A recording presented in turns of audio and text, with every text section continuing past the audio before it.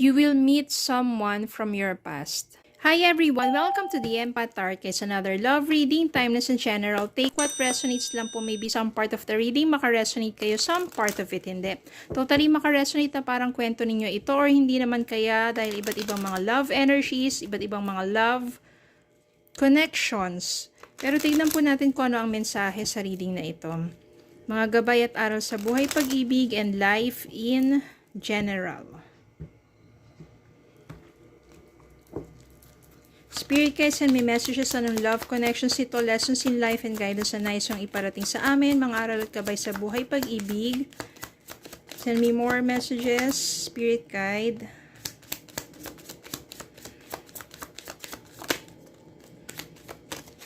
Yan, tignan pa natin. More messages pa, Spirit guide, anong love connections ito, at mga gabay at aral sa buhay, pag-ibig.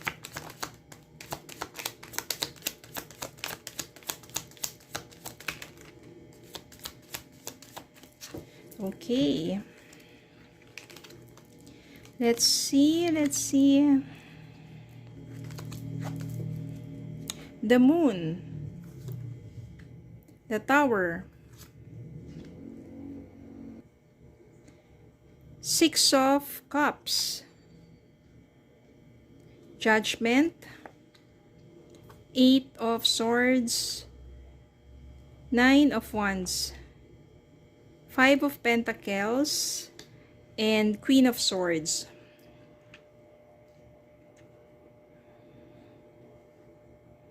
The Moon. So, the Moon dito means parang medyo mysterious, no? At the same time, ito kasi yung sometimes is deception about your relationship. No, deceiving, deception, someone is lying to you or hiding something to you. Kasi parang the moon, diba, sa gabi, medyo madilim, some kind of an illusion or something. Okay, there's also fear. At yun na ngayon nangyari sa inyo ng person ninyo.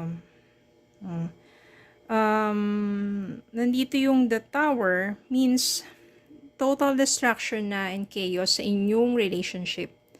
Talagang masasabi natin gumuho at taglaho na talaga yung maayos na pagsasama. Kaya, ganyan yung nangyari. May mga parang biglaang nangyari sa inyong relasyon na nakapagbago ng takbo ng inyong pagsasama. Then, ito kasi yung yung Five of Pentacles pagdating sa love is parang you feel lost. At saka yung parang feeling mo na sobrang down na down ka, walang-wala ka sa nangyari sa inyo ng person mo. Na parang gumuho yung mundo mo, no, ganon. Pero nakapag-decide ka kasi dito yung judgment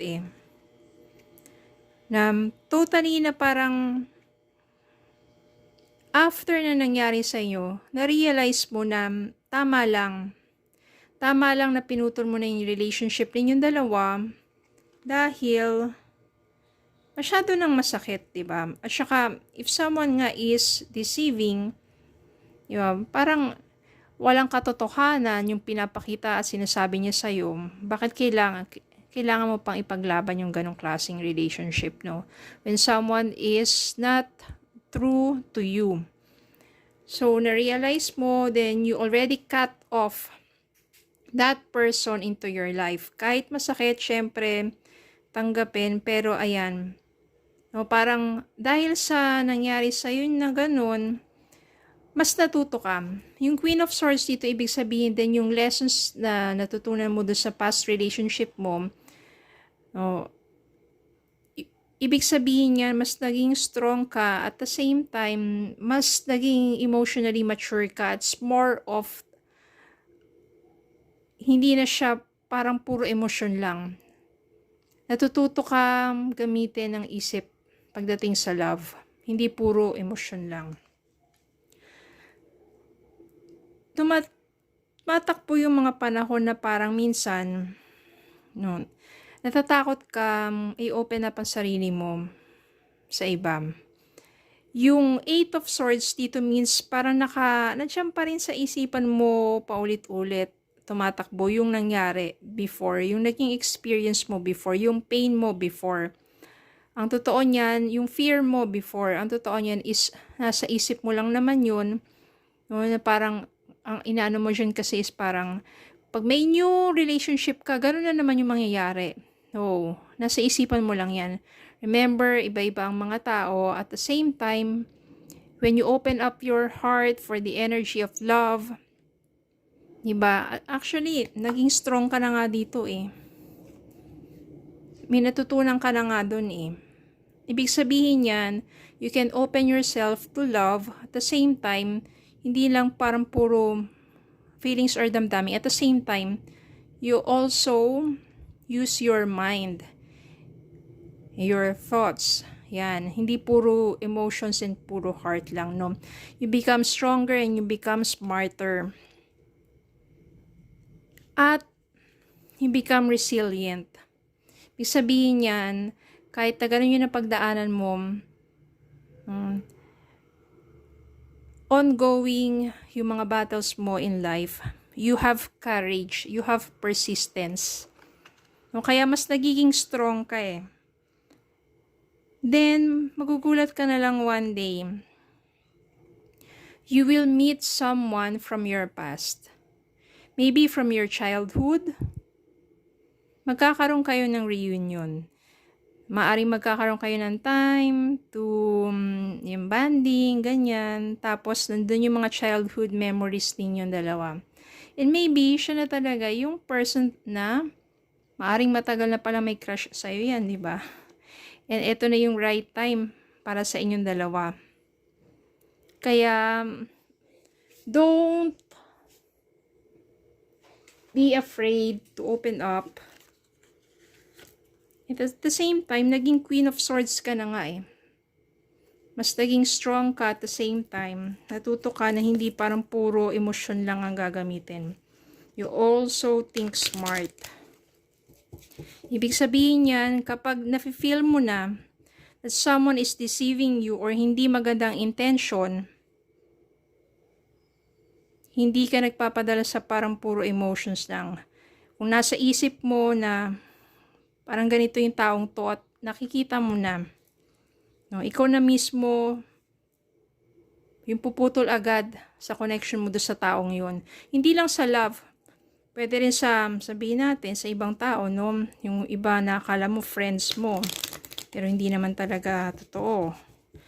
O yung sa mga katrabaho mo, di ba? Especially at works, sometimes merong politics. So, mas mabilis na para sa'yo to think na, you need to stay away from them. Okay, tignan natin ang message of love for you.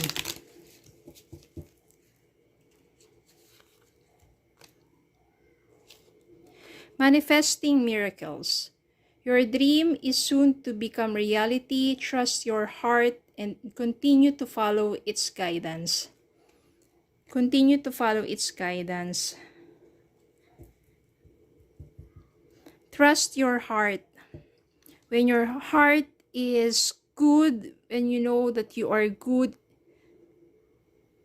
you have to follow your heart, especially when your heart tells you that this person you can feel is with true intentions. At the same time, bukod doon, you learn na bukod dun sa puro emotions lang, you now know how to balance between heart and mind. Okay? So maybe ito na nga si childhood friend mo, siya na nga yung maaring miracles, new love, renewed love. At maybe itong nangyari sa inyo na to, ang person mo, this total distraction leads you to someone. Someone who is true to you. Okay? So, yun lang po. Maraming salamat po for watching. Please don't forget to like, share, comment, subscribe, follow me on Facebook and YouTube. Have a good day po and God bless.